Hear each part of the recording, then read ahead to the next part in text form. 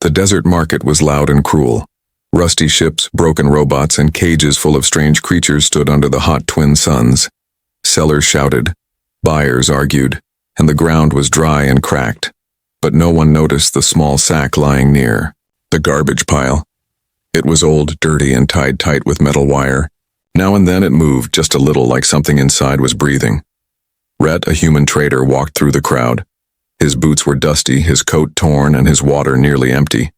He was tired, hungry, and angry at the universe. But then he heard a weak sound, a whimper soft like a kitten crying. He turned and saw the sack twitch. The seller, a fat alien with yellow eyes, laughed. "That?" the alien said, pointing. "That's trash, broken goods." Rhett raised an eyebrow. "What's in the sack?" "Something we found in a crashed ship." The alien shrugged. "Some alien girl, skinny, weird eyes, won't talk, won't eat, not worth much." The crowd laughed. "She's cursed," one alien woman shouted. "Sell her for parts." Another said. Rhett stepped closer, his voice calm. "How much?" The seller blinked. "What, for that thing? 3 credits. 3 lousy credits." The crowd laughed again, louder this time. No one expected Rhett to care, but he looked at the sack and felt something strange. Not pity, but a pull, like a whisper inside his mind. "I'll take it," he said. The laughter stopped. "You're serious?" the seller asked, surprised. Rhett tossed a chipped credit card. 3 credits, you said?" The alien caught it, still laughing. "She's yours now. Don't come crying later." Rhett picked up the sack, careful, but firm. It was light. Too light. For a person, the body inside was small, curled up, shaking. As he walked away, whispers followed him. "Crazy human. She'll bring him bad luck. Stupid waste of money." Rhett didn't care. He walked to the edge of the market where his ship waited, old, rusty but still flying. Inside, he placed the sack on a soft blanket and locked the door. He took a breath, then slowly untied the metal wire. The sack opened, and what came out was not what he expected. A girl, maybe 16 or 17 years old, slid out. Her skin was soft blue with glowing silver lines like stars on her arms. Her hair was long, silver white, tangled and full of dust. She wore only a torn cloth, barely covering her. Her hands were thin, her fingers trembling. But her eyes were large, glowing, and filled with fear. She backed away into the corner. Rhett raised his hands, showing no weapons. "It's okay," he said softly. "I'm not going to hurt you." She didn't speak, just stared, breathing fast. He took a water bottle, opened it, and placed it in front of her. She looked at it like it was poison. Then, slowly, she took it, sniffed it, and drank like she hadn't tasted water in days. "Do you have a name?" Rhett asked. She shook her head, or maybe she didn't understand. He sighed, sat down a few feet away, and spoke gently. "I bought you to keep you safe," he said. "I didn't like how they treated you." The girl looked at him, confused. She spoke for the first time, her voice soft and broken. "Why?" Rhett blinked. No one had ever asked him that. Why did he buy her? Why did he care? He didn't know. He just said, "Because someone should." She flinched when he moved closer. He stopped, gave her space, and placed a small food bar near her feet. She stared at it for a long time before taking it. She ate like an animal, fast, scared, silent. Rhett watched her, not saying anything more. He knew he had just started something he didn't understand. She wasn't just a girl in a sack. She was something else, something more. And now, she was his responsibility that night. She fell asleep on the floor, curled up like a child. Rhett sat in his chair, watching the stars through the window. He whispered to himself, 3 credits, and I might have just changed both our lives. The small alien girl didn't sleep much that night. Even when her eyes closed, her body stayed tense. Every tiny sound made her jump. Every creak of the ship made her curl tighter, like a kicked animal expecting more pain. Rhett watched quietly from the pilot's seat. He didn't touch her, didn't speak unless she looked at him first. He just sat there, fixing a broken panel and checking his maps, letting her know she was safe without saying too much. By morning, she sat up, blinking slowly. Her silver-white hair covered part of her face. Her glowing blue skin looked dry and bruised, but she was alive. And for now, that was enough. Rhett brought her some soup in a warm cup. She didn't reach for it. She stared at the cup like it was a trick. "It's not poisoned," Rhett said gently. "I drank from it earlier." Still, she didn't move, so Rhett set it down on the floor and backed away. After a minute, she crawled forward and picked it up. She sniffed, then sipped, then drank all of it fast, like she was afraid it would be taken away. Rhett smiled but didn't laugh. "You're hungry," he said, "but not just for food." She looked up at him, confused, then looked away again, her eyes filled with something deeper. Fear and shame mixed together. "Can you speak?" Rhett asked. She nodded slowly. "Do you have a name?" She hesitated, then whispered, "Vela." It was the first time she told him something real. He nodded, trying the word on his tongue. "Vela," he repeated. "That's a beautiful name." She flinched, not at the word, but at the kindness, like she didn't know what to do with it, like it hurt more than the pain she was used to. Rhett sat down on the floor, not too close. "Vela, do you know where you're from?" he asked. She nodded slowly again, then shook her head. "I was taken," she said, voice low. "I was small. They put a bag over my head. I don't remember the stars." She pulled her knees to her chest and rocked gently. "They called me mute toy, slave doll, skin art." Her glowing lines shimmered slightly as if reacting to her emotions. "I didn't talk, so they hit me more." Rhett felt a cold wave run through him. He had seen cruelty before, but this was different. This wasn't just slavery, it was soul-breaking. "You don't have to say more," he said quietly. "You're not there anymore." But Vela looked up sharply. "Am I not?" she whispered. "You bought me." Her words were soft, but they cut deep. Rhett paused, then nodded slowly. "Yes, I bought you," he said, "but not to own you. I bought you so no one else would." She didn't understand. No one had ever done something for her without wanting something back. "No chains?" she asked, almost suspicious. "No chains," he promised. "No commands?" "No commands," he said again. "Just choices." Vela looked at her own hands, pale blue and shaking. "Then what do I do now?" Rhett smiled softly. "You heal," he said. "You eat, sleep, and decide what you want." She didn't reply. Instead, she reached toward him slowly, then stopped halfway, afraid. Her hand shook in the air, like a bird that didn't know how to land. Rhett didn't move, didn't push. He let her decide, and slowly, carefully, Vela touched his hand. Just one finger, then another, like she was testing if he was real. She pulled back quickly, tears in her glowing eyes. "Why?" she asked again. The same question from before, "Why do you care?" Rhett looked at her for a long time. He could have said many things, but he simply said, "Because someone should." The ship beeped softly. Navigation alert. They had reached the edge of the desert sector. Soon, they would have to refuel and move. Toward safer space, Rhett stood up and offered her a small jacket from his bag. It was too big, but warm. She put it on slowly, still watching him like he might turn into a monster at any moment. "I'll teach you how to fly," he said. "One day, when you're ready." She looked at the stars through the window. "Can stars remember?" she asked. "Can they know where I came from?" "Maybe," Rhett replied. "But you don't have to go back unless you want to." Vela sat near the window, hugging the jacket close. For the first time, she looked less like a ghost and more like a girl, not safe yet, not free yet, but maybe, just maybe, starting to believe in both. The sun was just rising when the alarm sounded on Rhett's ship. Vela jumped, spilling her drink, her whole body tense like a wire ready to snap. Rhett rushed to the screen. His sensors had picked up movement. 2 hover bikes and a patrol crawler were heading straight toward them from the market outpost search unit. Rhett muttered, "They must have tracked my ID tag." Vela was already backing into the shadows, breathing fast. "They're coming," she whispered. "They'll take me again." "No," Rhett said firmly, grabbing his jacket and weapons. "They'll have to go through me first."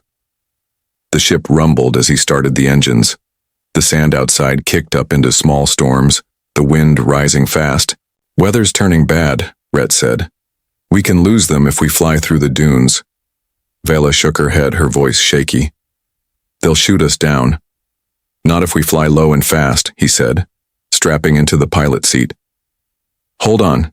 She didn't move, frozen in place. So Rhett stood, walked to her slowly, and offered his hand. "You trust me?" he asked. Vela looked at him for a long second, then reached out with trembling fingers and nodded. "Yes." The engines roared, and the ship lifted. Behind them, the patrol shouted through a radio signal, "Return the stolen merchandise, human. You are breaking trade code 47. Rhett laughed bitterly. "She's not merchandise," he replied, "and I'm not returning anything." With that, he hit full thrust. The ship darted toward the dunes as plasma shots lit the sky behind them. The sandstorm grew fast, like a monster waking from sleep. Brown clouds swallowed the horizon. The wind howled like a beast, shaking the ship from all sides. "Visibility's dropping," Rhett shouted. "But we're almost past their scan zone." The ship shook violently. One blast hit the left wing. Alarm screamed, "Stabilizer offline!" The system cried. Rhett gritted his teeth and pulled the controls hard. "Hang in there, girl," he said, talking to both the ship and Vela. Vela clung to the seat, hair flying, eyes wide. But even through her fear, she didn't scream. She just stared at Rhett, watching how calm he stayed, how hard he fought to protect her. The ship dipped, low, gliding between tall canyon rocks. Sand scraped the hull like claws, but they kept moving. Minutes later, silence returned. No more signals, no more lights on the radar. They were alone again, hidden in the storm. Rhett finally slowed the ship and landed on a rocky ledge. Smoke rose from the back engine and one leg of the ship gave a tired creak. He stood, swaying slightly, blood dripping from a cut on his arm. Vela rushed to him, worried. "You're hurt," she said, voice full of something new. "Concern, it's just a scratch," he said, sitting down with a groan. "Ship's worse than I am." She found a clean cloth, dipped it in water, and began cleaning the cut. Her hands were gentle, careful. "You saved me again," she said softly. "No one ever did that before." Rhett looked at her, really looked. Her glowing skin was dusty, her face tired, but her eyes were bright now, brighter than before. "You're worth saving," he said. "Not because of what you are, or what you were, but because you're you." Vela blinked fast, trying not to cry. She had learned long ago that crying brought punishment, but this time, it didn't. This time she was allowed to feel. She looked at the storm outside, the world spinning in chaos, and then looked back at Rhett, this strange human who had bought her not for ownership, but for freedom. "Where will we go now?" she asked. Rhett leaned back, looking at the blinking star map. "There's a moon near the edge of the system," he said. "Neutral ground, no patrols, no slavers, just old miners and lost people like us." "Will they accept me?" Vela asked. "Some will," Rhett said, "some won't. But you'll never be in a sack again." She nodded, then whispered, "Can I stay near you? Just for a while?" "For as long as you want," Rhett said, smiling. Vela took a deep breath, the first real breath she had taken in years. Outside, the sandstorm roared like a wild beast. But inside the ship, it was quiet, warm, and safe. For now, they had each other, and that was enough. 2 days later, Rhett's ship limped through the quiet edges of the galaxy. The engines groaned, patched with spare parts and hope, but it still flew, and that was enough. Vela sat beside Rhett in the cockpit, watching stars drift past. She wore the oversized jacket he gave her, sleeves too long, but it made her feel warm, not just in body but in heart. "This place you're taking me," she asked. "Is it real?" Rhett smiled, tired but steady. "It's real," he said. "A moon called Juno 4, old mining colony, forgotten by most. No patrols, no laws, but also no questions." She nodded slowly. "That sounds perfect." When they reached orbit, Juno 4 looked like a gray rock with soft green veins glowing underneath. Old mining lights still flickered from abandoned tunnels. The main settlement was carved into the side of a cliff. Rusty towers, market tents, and metal homes built from shipwrecks. Rhett landed near a small outpost guarded by 2 robots and a sleepy lizard man. He showed his ID, paid a small docking fee, and helped Vela down the ramp. She looked around nervously, her fingers twitching. People stared. Humans, aliens, and creatures she had never seen. Some curious, some cautious, some judging. "Stay close," Rhett whispered. "You're safe." But not everyone here is kind. They walked into the market, past food stalls, weapon dealers, and traders. The smell of oil, metal, and hot spice filled the air. A small child with pink skin waved at Vela. She blinked, surprised, then waved back slowly. It was the first time someone looked at her without fear or hunger. Rhett took her to a small house built into the side of the canyon. 1 room, 2 beds, and a small window showing stars above. It wasn't much, but to Vela, it felt like a palace. "You can stay here," Rhett said, placing a blanket on the bed. "It's yours now."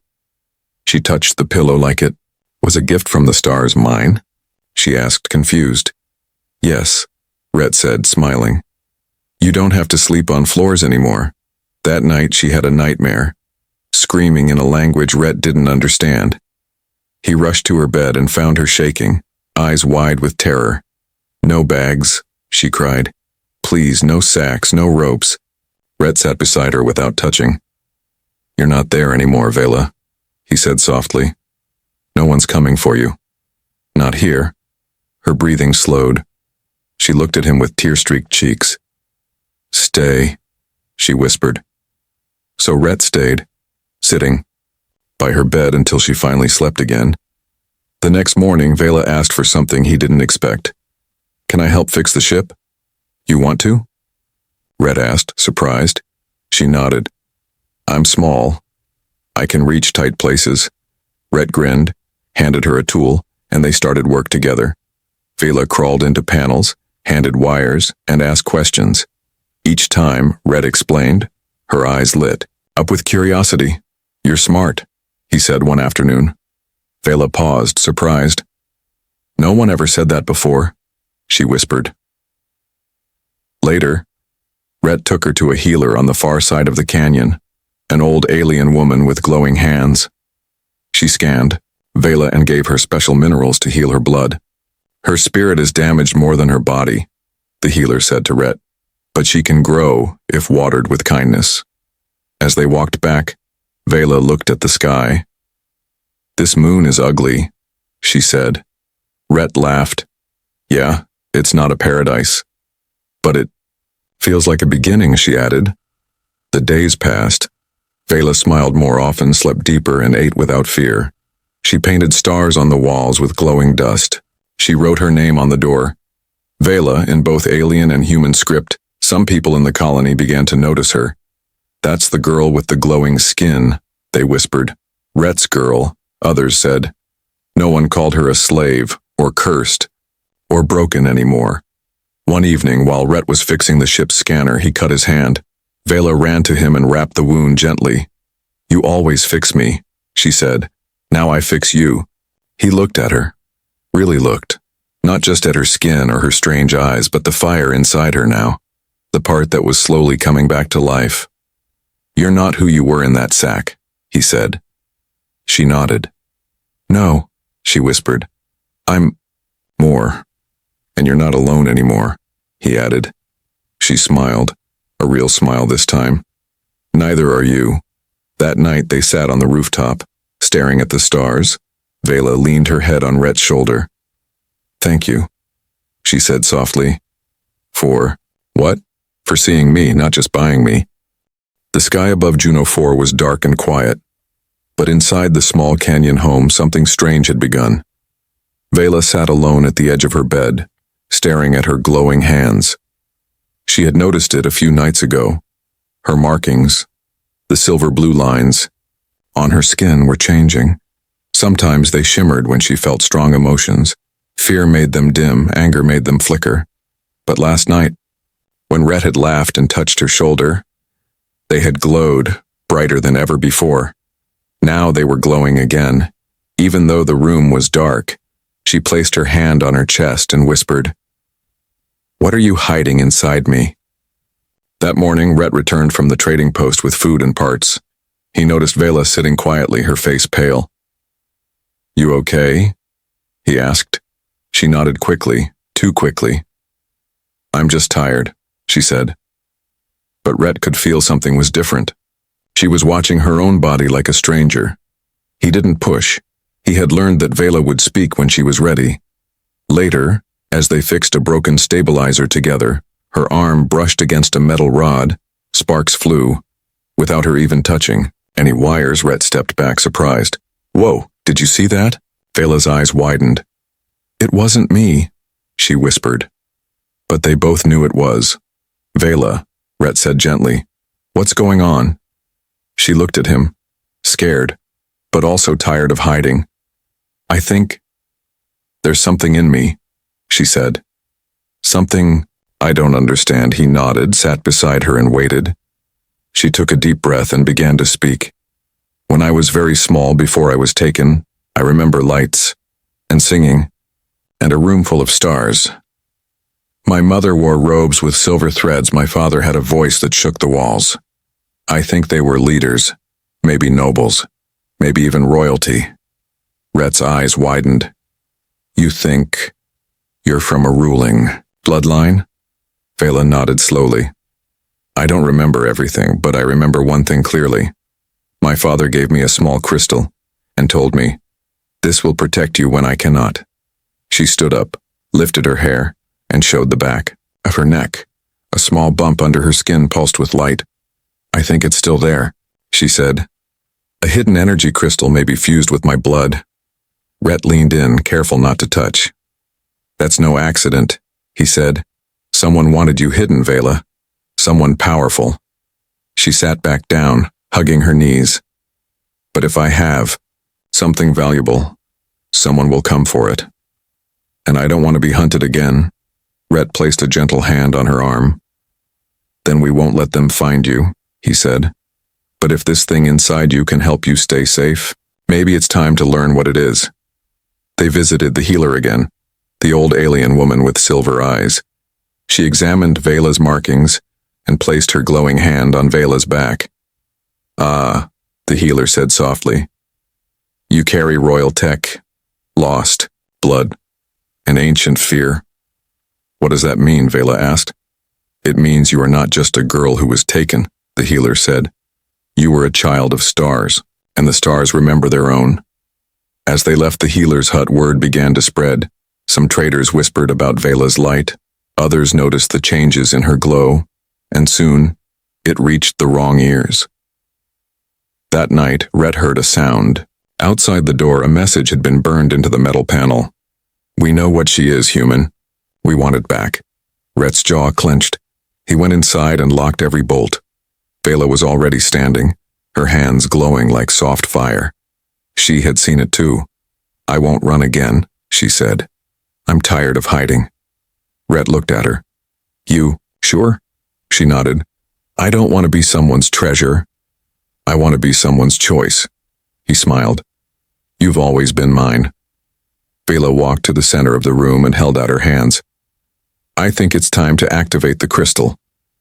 "Are you ready for what comes after?" Rhett asked. "No," she said honestly, "but I'm not alone this time." She closed her eyes and her markings began to glow brighter. The crystal under her skin pulsed with life. The walls of the house shook slightly. Outside, the sky above Juno 4 lit up for a few seconds, blue waves rippling through the clouds. Everyone on the moon saw it. Some whispered in fear, others in awe, but Vela stood tall in the middle of it, glowing, alive. Not a slave, not a runaway, but something powerful. Something chosen. The stars above Juno 4 were quiet, but on the surface of the forgotten moon, hearts were loud with meaning. After the crystal awakened inside her, Vela was different. Not dangerous, just stronger. She stood taller, spoke more, clearly, and smiled more often. People in the colony began to show her respect, not because of her glowing skin or hidden power, but because of the way she carried herself. She helped a miner lift a crushed robot. She fixed a child's broken light toy. She gave kindness to people who were used to being invisible, and in return, they looked at her not as a slave or a tool, but as one of them. Rhett watched her change with pride. He stayed close, but let her choose her own steps. She was no longer the girl in the sack. She was a light walking through shadows. One evening, as they sat outside their small home watching the stars blink, Vela turned to him and asked softly, "Why haven't you asked me to stay forever?" Rhett blinked, surprised. "I didn't want to chain you," he said. "Not even with love." Vela touched his hand gently. "You didn't chain me, Rhett," she said. "You set me free. And now I want to belong to you. Not because I must, but because I choose to." Rhett's voice shook as he asked, "Are you saying what I think you are?" She smiled, glowing softly under the starlight. "Yes," she whispered. "Let's get married." The next day, the whole colony buzzed with quiet excitement. Word spread like fire through dust. The human and the glowing alien girl were to be wed. A ceremony was held at the edge of the canyon cliff. No golden halls, no royal courts, just wind, stars, and a handful of people who had once been broken too. Vela wore a robe made from old silk and scrap cloth. Children from the colony had sewn small silver beads into it, beads that shimmered like stars. Her hair was brushed smooth and tied back. With braided string, Rhett wore a clean shirt for the first time in months. His coat was still patched, his boots still worn, but his eyes shined and his hands didn't shake. He held a small ring, crafted from a melted-down engine bolt and a fragment of her crystal. As Vela walked toward him, the crowd went silent. Her skin glowed softly, and the crystal inside her pulsed with calm light. She smiled, not because she was told to, but because this was the moment she had chosen. The old healer stood before them as speaker. "In a galaxy full of darkness," she said, "two lights found each other, not because of fate, but because of choice. No gods, no contracts, no traditions, just hearts." Rhett looked into Vela's eyes. "I found you in a sack," he said, "but I never saw a slave. I saw someone with courage, even if she didn't know it yet. Today I don't take you, I stand with you." Vela's hands trembled slightly as she lifted the ring. "You gave me water when I was thirsty, space when I was scared, and freedom when I didn't know what that was." "You bought me, yes," she said with a smile, "but what you gave me was priceless." She slid the ring onto his finger, and when Rhett slid hers on, the crowd clapped. A few old miners whistled, and the healer laughed with joy. "You may kiss her," she said. But before Rhett could move, Vela leaned forward and kissed him first. Strong, proud, glowing. Behind them, the cliff opened to the stars. Their ship was parked nearby, ready for the next journey. Later that night, they sat on the roof of their home, married now, but still the same two souls. Rhett looked at her, his arm around her shoulders. "You still glowing?" He teased. Vela looked at her hands. "Maybe just a little." She smiled. "Hard to stop when I'm this happy." He leaned his head against hers. "No empires, no crowns, no collars," he said. "Just us." "And that's enough," she replied. Below them, the colony lights flickered. Above them, the stars danced.